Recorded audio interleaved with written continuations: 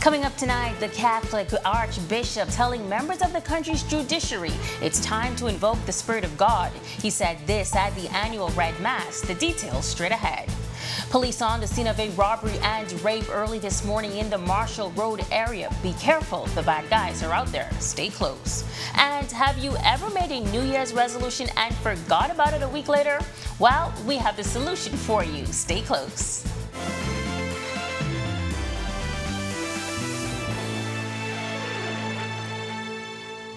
This is Our News Weekend Edition. Thank you so much for tuning in. I'm Megan Shepard. It is known as the Red Mass, and it is a tradition that dates back to the 13th century, marking the beginning of the legal year. Archbishop, the Most Reverend Patrick Pinder, says this is a time to invoke the Holy Spirit upon all of those involved in the administration of justice in the country.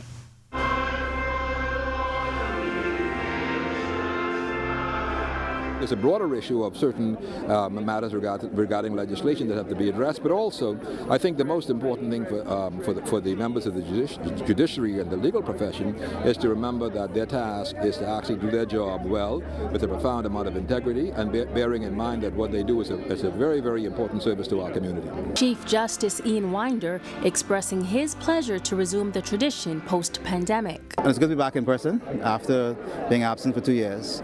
So it's good to gather as bench and bar and all the stakeholders in the administration of justice. President of the Bahamas Bar Association, Khalil Parker, adding that this week the official opening of the legal year takes place on Wednesday, January 11th. Today it's just the beginning of the ceremonial process for the opening ceremony. So I won't give you a sneak peek, but really we expect an exciting year, a year that's really impactful, not only in terms of the reforms. We're welcoming a new Chief Justice, which I'm very pleased to commemorate, but we are also seeking to drive a more aggressive legislative agenda and to bring some real impact to the administration of justice in the Commonwealth of the Bahamas.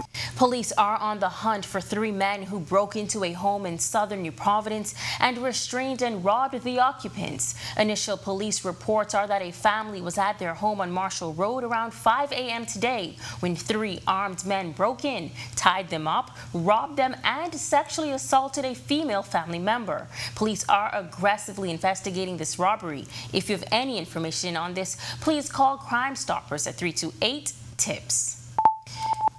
Meantime, the island of Grand Bahama welcoming hundreds of visitors on board Sunwing Airlines this past Saturday. The direct flight from Canada flies to the island every Saturday, giving tourists a full week to enjoy the island. Tristan Durian says visiting the Bahamas was a dream vacation and the direct flight was extremely convenient. Just really the name Bahama, really a good name, and we like it has like a really good how do you pronounce it? It's like really good reputation for the beach and the sand, and it's like the dream vacation for us in Montreal. It was pretty simple to come, and it's not a long flight, so it's really good experience. Now, the newly dedicated terminal has been operational since December. Visitors Anita and Matt Kushner share their thoughts on the renovation. I think it's pretty cool that it was built just for something. What about you? I find it very interesting. Want to try the pizza later. Minister of Tourism, Investments and Aviation Chester Cooper expressing his satisfaction with aviation in the country, calling it a robust sector. Cooper telling me that in the very near future, the island of Exuma can anticipate even more direct airlift.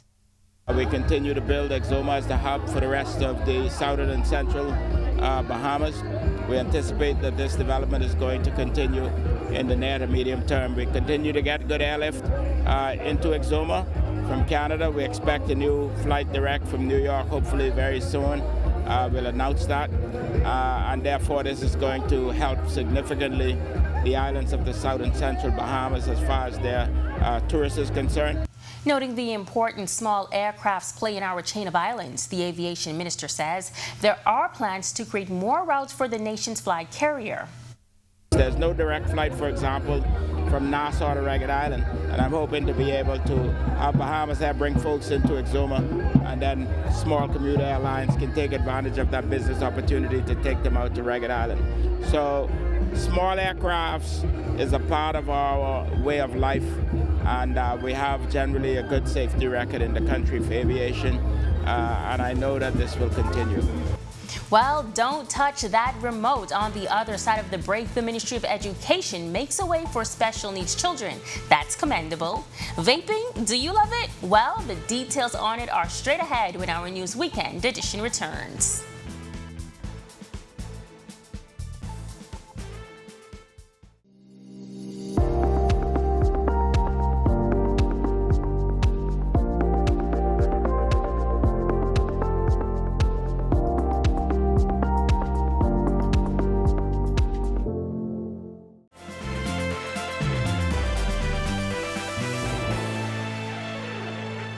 This week, some 20 long-term employees were laid off from the Freeport container port, but that decision was quickly reversed following intervention from the nation's leader.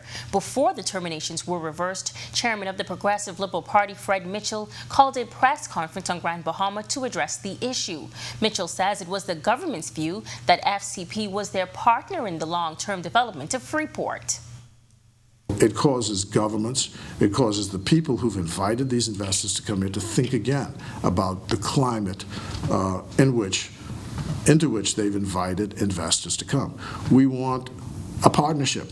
While those layoffs sparking questions about how many work permits can industrial companies apply for, the PLP chairman says that all depends on what is included in the heads of agreement.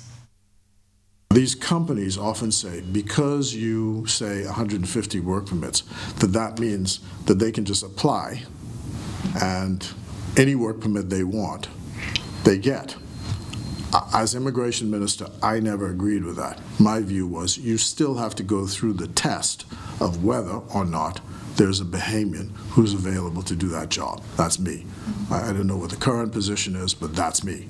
But the companies argue the opposite, that they are entitled to it. I don't think there's any entitlement. I think there's still a test which has to be done. Is there someone available in the local market that can do the job?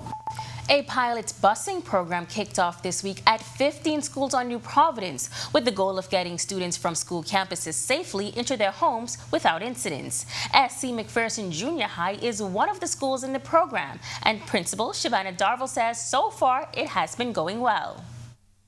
You can see the pleasure in the faces of our students as they enter the bus right here on the campus. Other than that, most of our students would have to walk almost a half a mile to catch the bus that will be taking them over to the Carmichael Road area.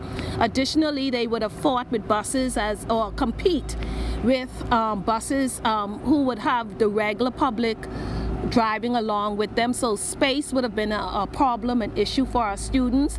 And as an administrator who would have been on the bus stop to ensure that our students get home safely, sometimes it took us up to 4 p.m. Now, all junior and senior public high schools in New Providence are a part of the pilot initiative. Darville says they will continue to monitor the success of the program.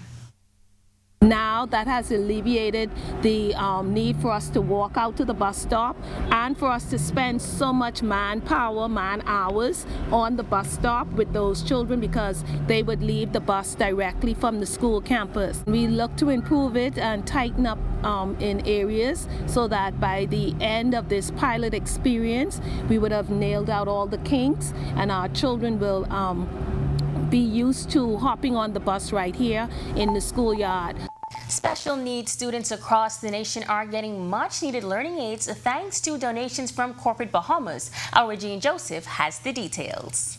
Playground Bahamas will boost the quality of education for some 1,000 special needs students through a donation from the proceeds of its Frozen and Friends Family Fun Day set for January 10th at the Kendall Isaacs Gym. Sharon Clark, Acting Assistant Director of the Ministry of Education's Special Services Section, says the ministry faces deficits that hinder the learning process for students despite the government's efforts. Each year, education gets the lion's share of the budget, and it still, doesn't meet all of the needs. So this is very good, and Mr. Cartwright, I must give him kudos. He came banging down our doors, not knocking. We didn't know anything about it. We knew about the events in the past, but he was very persistent that this is something that we need to do, not want to do. We need to do for those children and persons and parents who learn differently. So parents can know that they're not alone, that the community is behind them as well. Clark says the public-private partnership is welcome and provides much-needed assistance to meet the ministry's mandates. This is going to enable us to get some much-needed devices and equipment for our children, so the teachers are able to do what they do best, which is to impart the knowledge, but in different ways, like I said, to children who learn differently. Playground Bahamas president Chasen Cartwright says the event, started in 2015, is a fun-filled event for kids at heart where they can see their favorite Disney characters and get a taste of Junkanoo to close the night. You can have the normals like face painting, corn dogs, pizza, everything else a kid would enjoy is going to be at the event. Afterwards, we're going to go into the gym itself and prepare ourselves to be performed with abstracts from each one of the characters. And then what we normally do, we end with a Junkanoo rush out. But we're not going to have the Wakanda dancers there performing. So it's just going to be a good rush out to end the event. Reporting for Our News, I'm Gene Joseph. Do you like vaping? Was that a yes? We have the ins and outs coming up. Stay close. And the Bahamian is out there doing big things in the Big Apple, producing for MSNBC. Hear all about it on the other side of this break.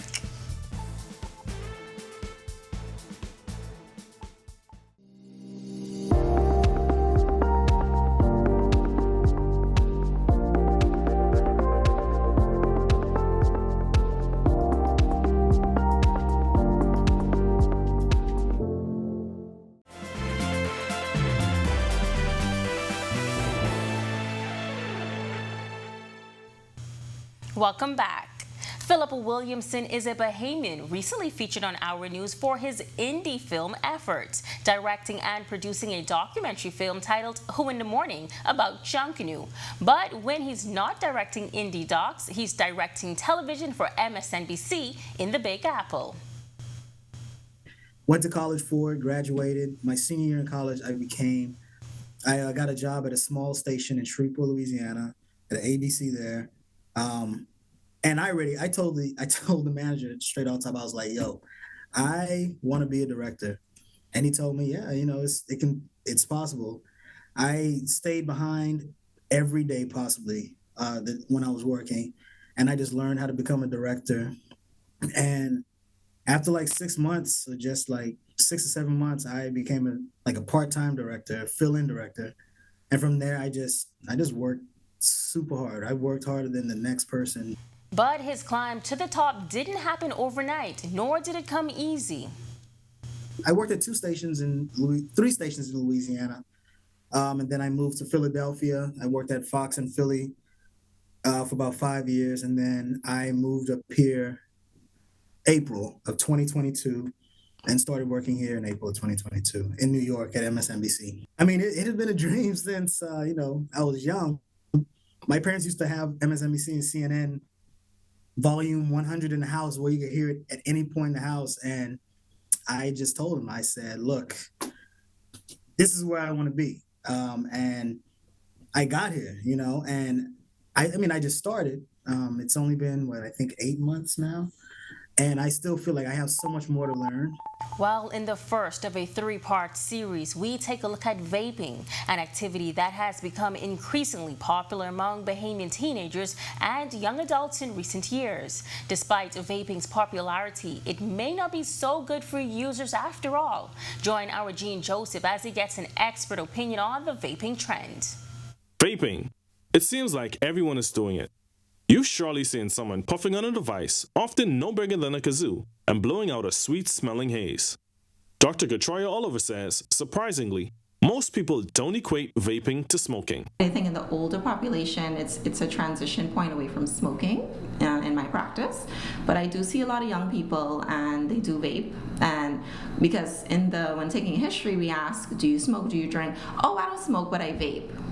So to me, that's something of note that tells me that they're not taking it as seriously as smoking. Vaping's popularity with young people is likely due to the wide variety of fruit-flavored vape juices or e-liquids available, such as watermelon berry, sugar cookie, peach pear, juicy grape, and more. Despite the many fun names and sweet aromas given to e-liquids, the end result of vaping may be a bitter one. Side effects can be really disastrous, ultimately leading in death in some instances, unfortunately.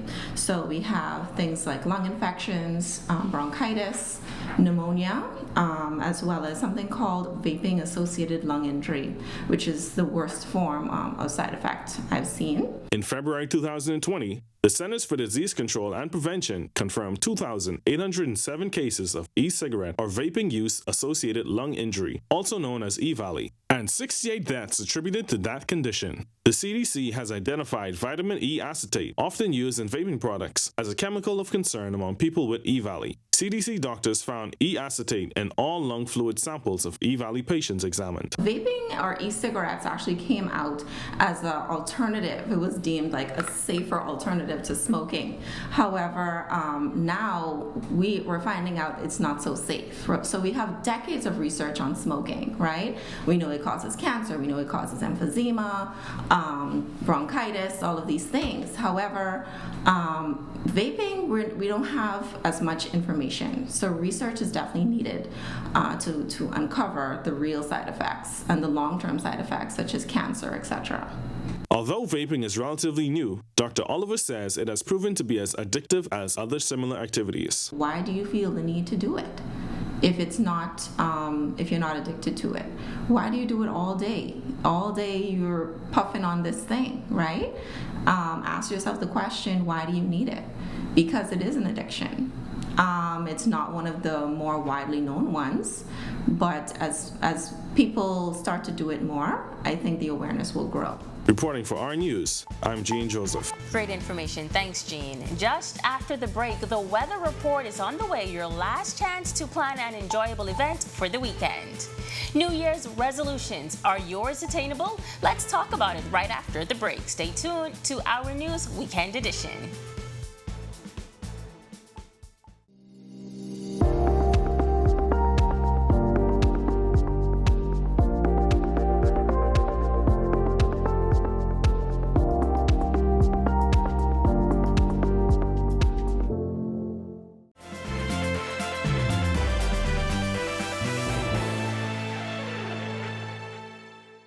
Welcome back. Last chance to enjoy the remainder of the weekend. Here's your weather report to see what you can do if the plan is outdoors.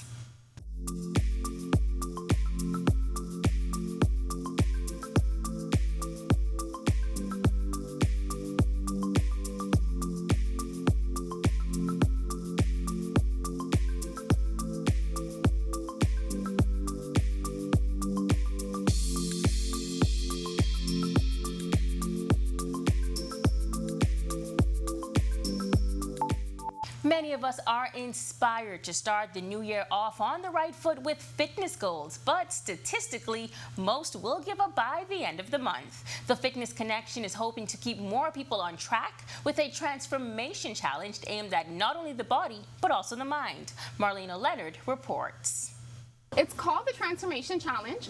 How I like to think of it and explain it to people is that it's an accountability and commitment program. So what you do is you make a commitment at the beginning of the challenge to complete this goal. So you're literally transforming not just your body, but your mind, and you're setting yourself up for success for the rest of your life. That's Alex Palan, the operations manager at the Fitness Connection. Their upcoming challenge beginning January 16th is the 9th iteration of their 12-week transformation challenge, where the male and female first-place winners win $1,000 each. And Palan says it's about much more than the money. Where our guidance really shines with our contestants is helping them with setting the goal, knowing what you need to do, having the right mindset, figuring out why do I really want this, learning how to use that as fuel to get to where you want to go, and like I mentioned earlier, getting those daily actions in that are going to add up over time. But as mentioned by gym owners in an earlier report, many of the New Year's fitness crowds start falling off by March.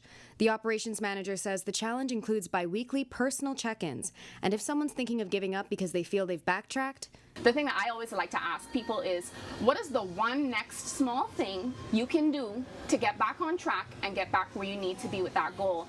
And our last challenge that we did, actually, we had a record number of finalists because we added a new aspect to it, which are weekly coaching calls, where we'll go through the step-by-step process. People have a chance to ask questions and get tailored advice from us. This time we're going to be adding guest speakers. And the advice in those calls can be the light in the dark when it comes to the amount of misinformation on the internet. It can be really hard sometimes to figure out for yourself what is going to work for me versus what's going to work for someone else. So how we established it was just to cut through that noise and make sure that people had somewhere local that they could come to, somebody who's going to understand, you know, the cultural and social problems that we go through in the Bahamas, and be able to cater to them and guide them through that process, and not just say, oh, you need to join a gym, but say, okay, if you're having this specific problem, I think this kind of trainer would be good. I know they're at that gym.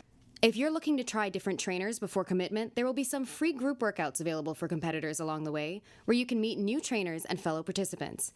Palan says the challenge is a passion project for the Fitness Connection. We grow along with the contestants too, and that's honestly, it's gold. Reporting for Our News, I'm Marlena Leonard. Thanks, Marlena, and thank you for joining us for Our News Weekend Edition. On behalf of the entire team, I'm Megan Shepard. Enjoy the rest of your evening.